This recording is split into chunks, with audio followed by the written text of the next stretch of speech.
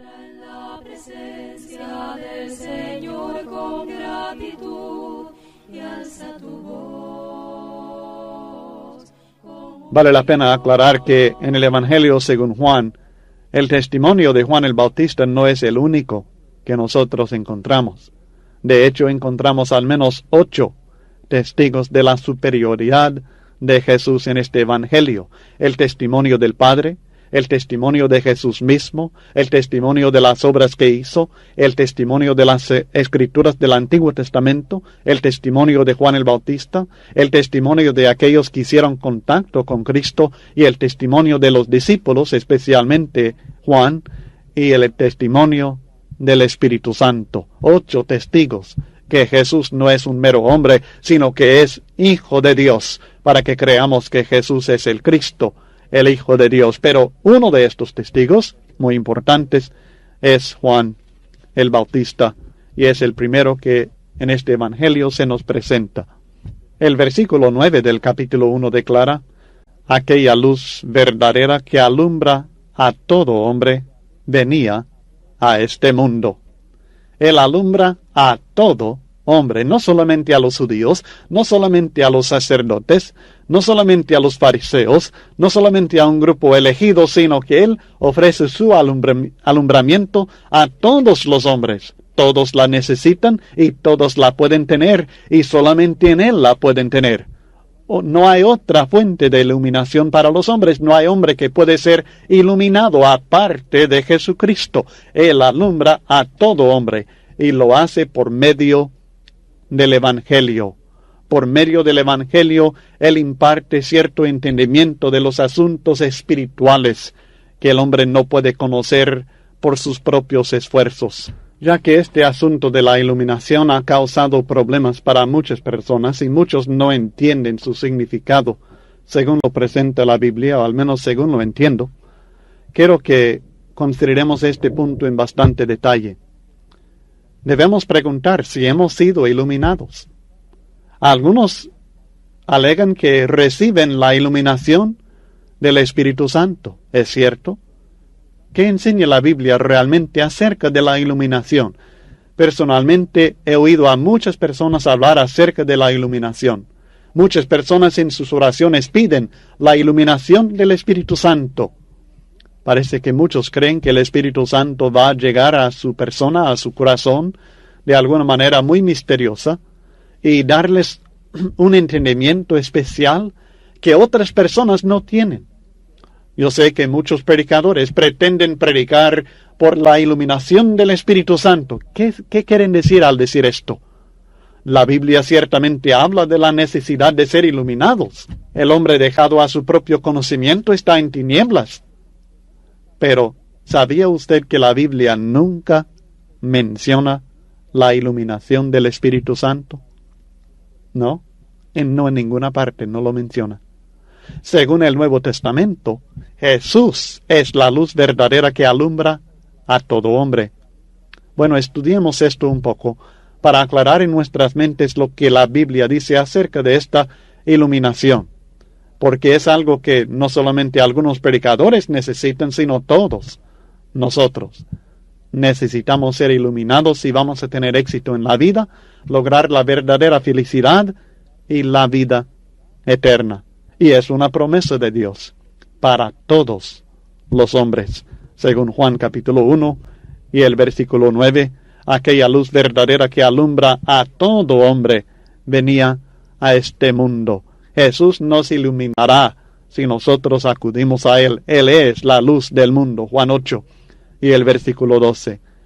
Cuando los padres de Jesús lo llevaron al templo a los 8 días de haber nacido, un anciano llamado Simeón le tomó en sus brazos y exclamó: «Luz para revelación a los gentiles y gloria de tu pueblo Israel».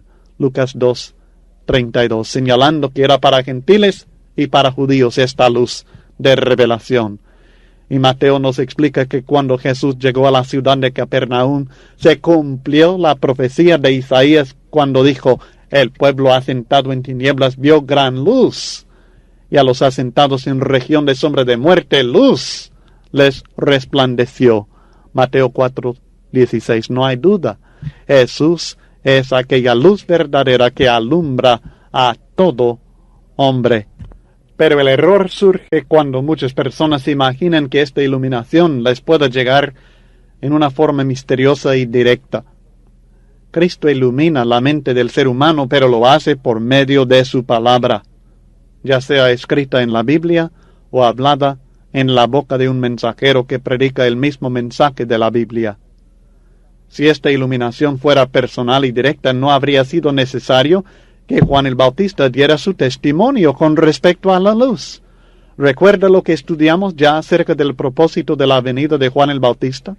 Este vino por testimonio para que diese testimonio de la luz, a fin de que todos creyesen por él, en Juan 1:7. Si la iluminación de Cristo fuera algo que cayera encima de uno místicamente, aquellos hombres no habrían necesitado el testimonio de Juan. Sus ojos habrían sido abiertos milagrosamente, pero no fue así.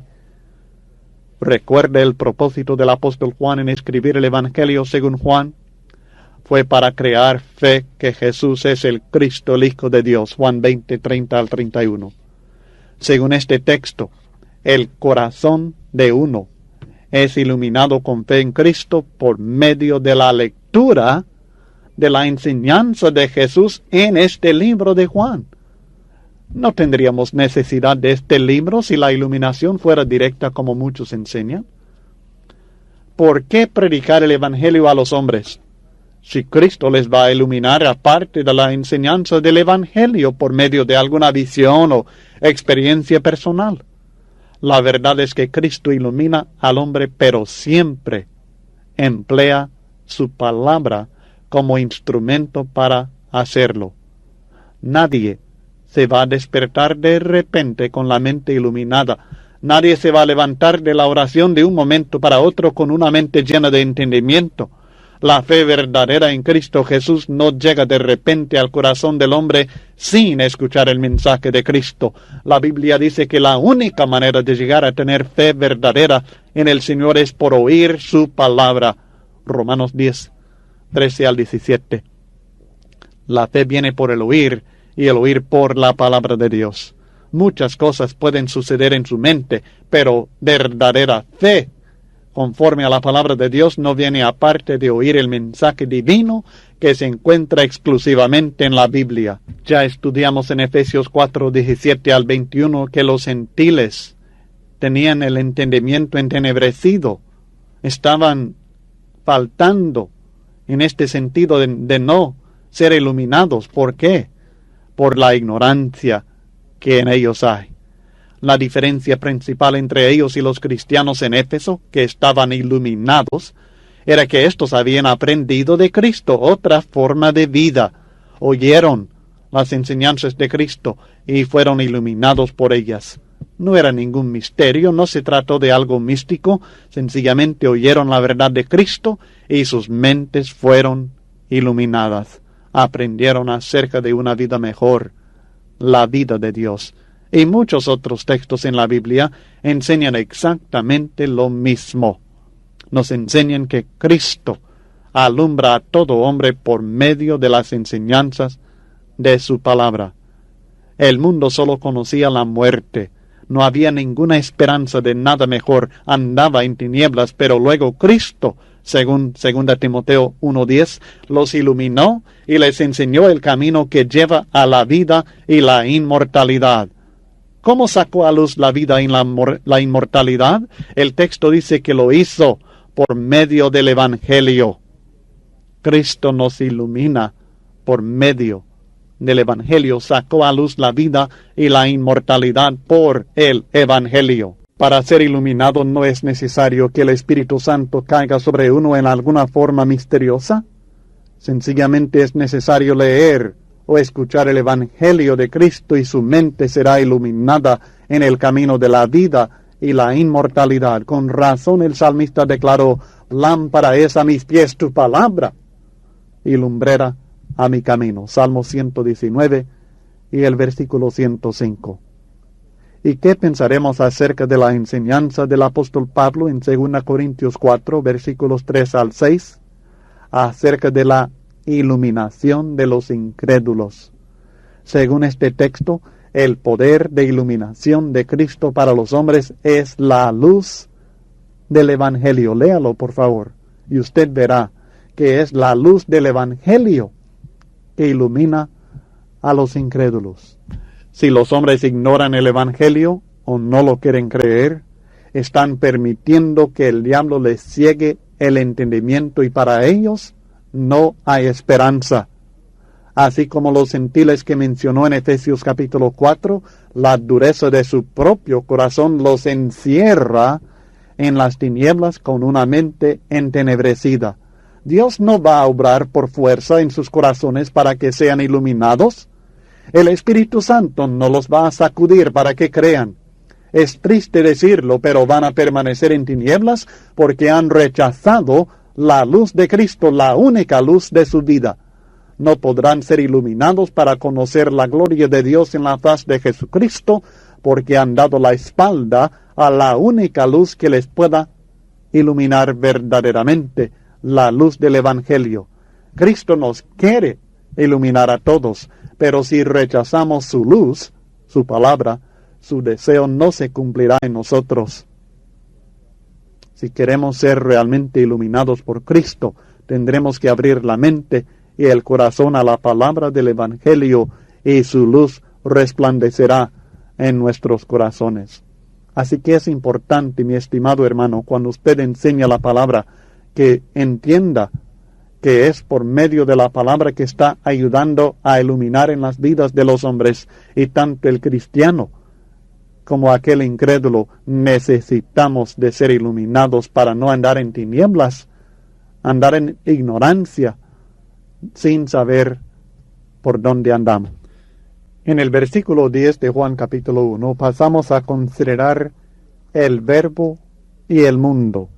El texto dice: en el mundo estaba, y el mundo por él fue hecho, pero el mundo no le conoció.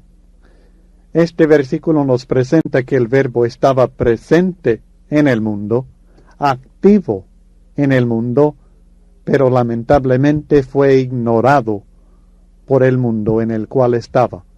La palabra mundo, cosmos en el griego, tiene varios significados. La raíz de la palabra significa orden y se refiere al mundo ordenado. En las Escrituras se refiere al universo ordenado, a los habitantes de la tierra, al público en general, y también tiene el sentido moral de la humanidad alejada de la vida de Dios, el hombre pecaminoso. El sentido moral también se encuentra con la idea adicional que no se hace distinción con respecto a raza o nacionalidad, todos los hombres del mundo. Y luego se refiere en algunos textos a la esfera de la maldad luchando abiertamente contra Dios, su Cristo y su pueblo. Pero en este texto, en Juan capítulo 1 y el versículo 10, la palabra mundo se usa con al menos dos sentidos.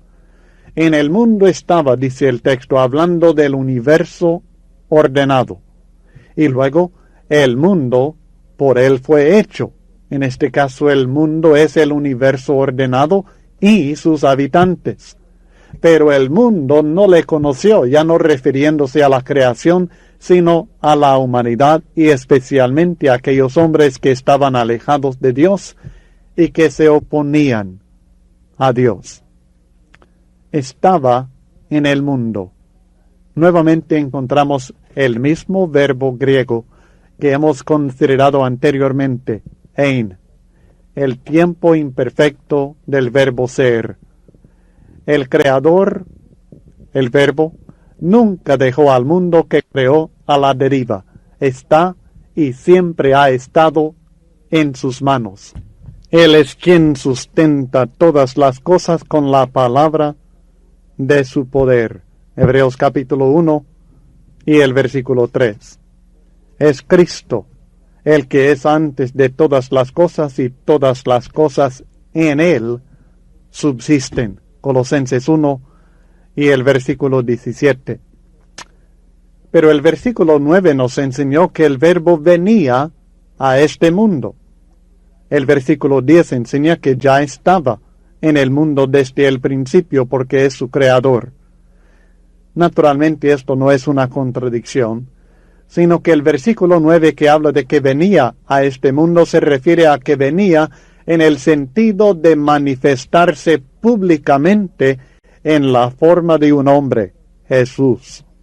Pero ya estaba en el mundo, pero los hombres no lo habían conocido personalmente, ni lo habían reconocido, ni habían reconocido su potestad.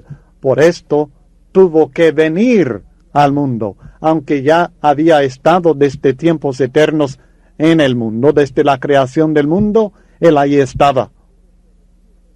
Pero tuvo que venir a este mundo para que los hombres lo conocieran en forma de hombre. Naturalmente la ignorancia de los hombres era inexcusable porque el Verbo es el creador del mundo y debían haberlo reconocido. Debían haber percibido y comprendido que no solamente los hombres están, no solamente la materia existe, sino que hay un creador eterno, un espíritu que nos ha creado a todos nosotros. Este es el Verbo. En los versículos 11 al 13, el texto nos habla acerca del Verbo y los hombres específicamente. A lo suyo vino, y los suyos no le recibieron. Mas a todos los que le recibieron, a los que creen en su nombre, les dio potestad de ser hechos hijos de Dios, los cuales no son engendrados de sangre, ni de voluntad de carne, ni de voluntad de varón, sino de Dios. En estos versículos aprendemos que hay contacto entre el Verbo y los hombres por iniciativa del Verbo mismo. Aprendemos del lamentable rechazo de los hombres que rechazaron al Verbo, pero de la maravillosa recepción de algunos que tuvieron fe en su nombre y con el resultado de recibir a ellos la potestad para ser hijos de Dios. En el versículo 11, cuando habla de lo suyo, debemos entender que habla en términos generales del mundo entero, que él considera como su propia posesión, como muchos textos nos enseñan. Pero el pueblo de Israel fue suyo en un sentido muy especial. Y en este versículo creo que está muy claro que los suyos son los judíos. Él vino a lo que le pertenecía, pero los judíos individuales y como nación en general no recibieron a su maestro, a su dueño, a su creador, a su salvador. Cristo se ofreció a Israel como un regalo que no merecían, pero fue rechazado. Imagínense, el rey llegó a sus súbditos para bendecirlos y lo rechazaron. Es casi increíble y es todo lo opuesto de la reacción que encontramos en algunos en estos mismos versículos, pero en vez de darle la bienvenida, lo mataron. En el versículo 12 nos habla de otra reacción diferente. Los que le recibieron, los que creen en su nombre. Recibir a Cristo significa creer en su nombre.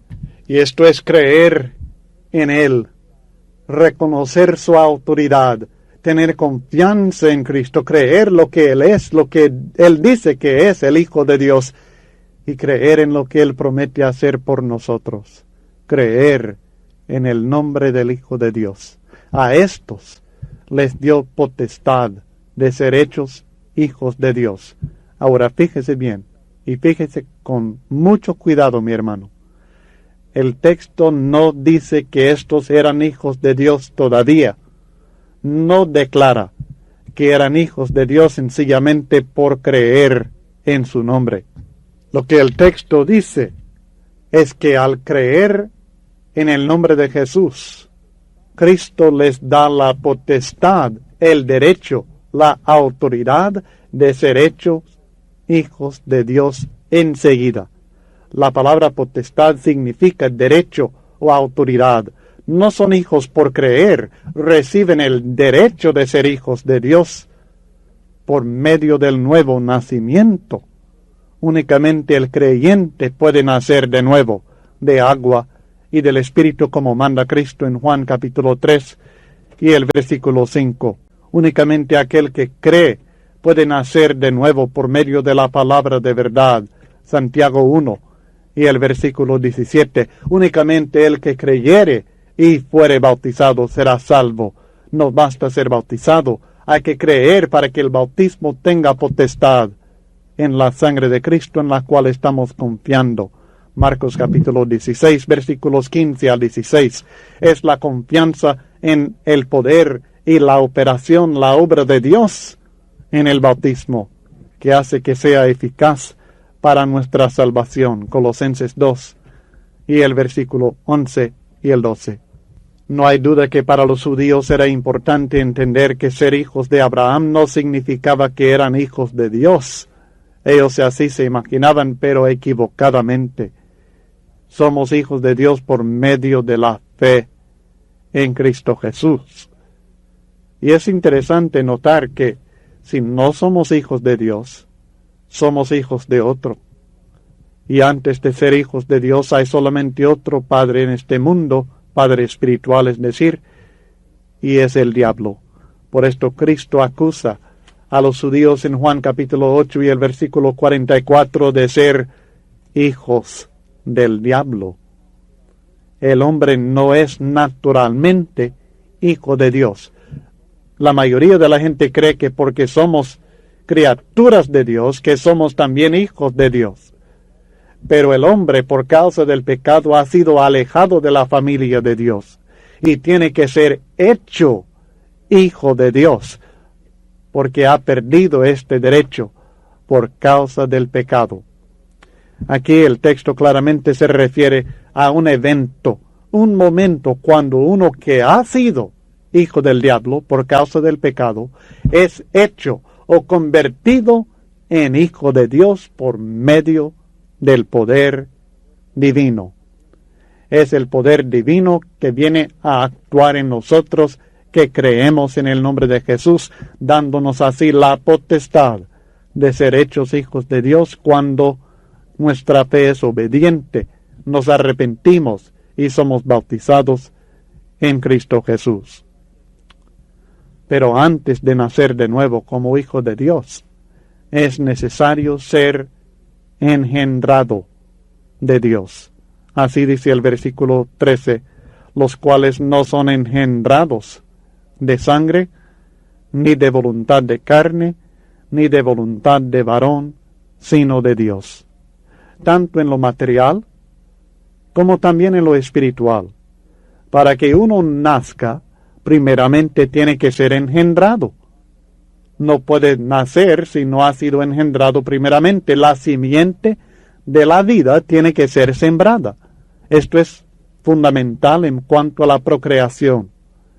El elemento esencial en cuanto a este proceso espiritual es la fe. A los que tienen fe en Jesucristo, Dios les da potestad, o sea, la capacidad de nacer de nuevo como hijos de Dios. ¿Cómo somos engendrados? La Biblia enseña claramente que somos engendrados por medio de la palabra de verdad, la semilla del reino de Dios.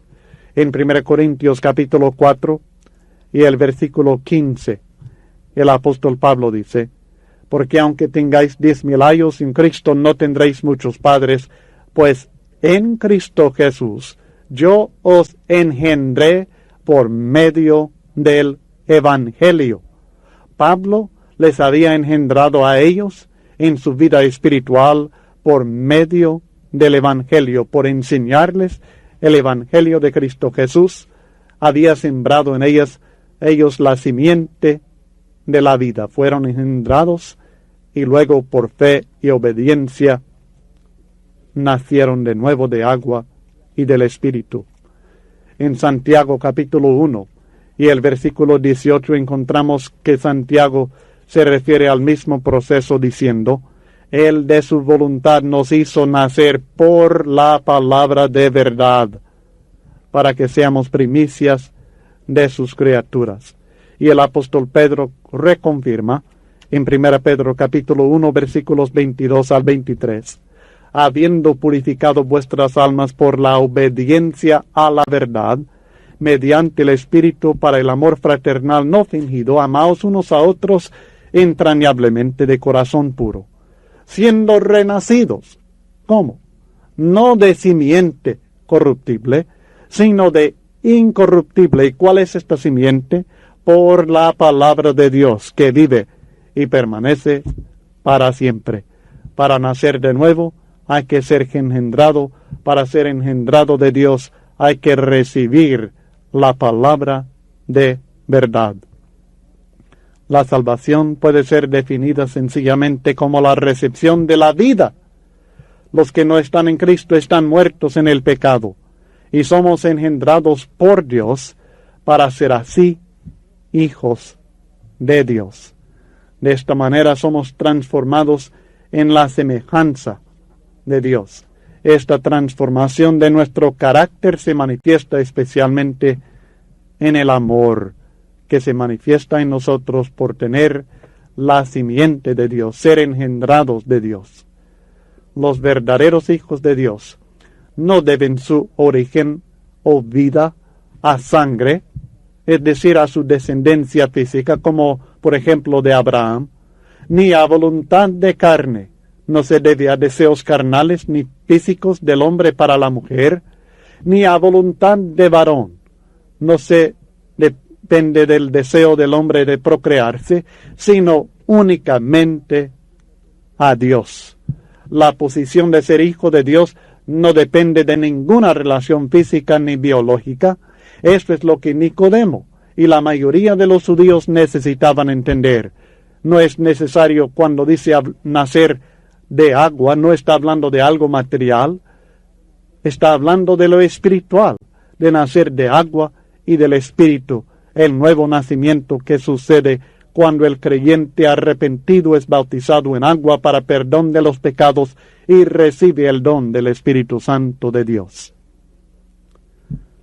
Esto termina nuestra explicación de estos versículos en Juan capítulo 1, versículos 4 al 13. Espero que lo estudie con mucho cuidado porque forma el fundamento de la enseñanza de este Evangelio según Juan, y después de estudiarlo bien, que conteste las preguntas del examen número 2 sobre Juan 1, 4 al 13. Si ya contestó el examen sobre Juan 1, 4 al 13, sigamos en nuestro estudio con el muy interesante e importante versículo 14 de Juan capítulo 1, que presenta al Verbo encarnado. Y aquel Verbo fue hecho carne, y habitó entre nosotros, y vimos su gloria, gloria como del unigénito del Padre, lleno de gracia y de verdad. No debe subestimar la importancia de la encarnación para el cristiano y la importancia de la enseñanza de este versículo. Yo entiendo, hermano, que vamos muy lento en este estudio hasta el momento, pero es porque en estos primeros 18 versículos la sustancia de la enseñanza del Evangelio según Juan se presenta.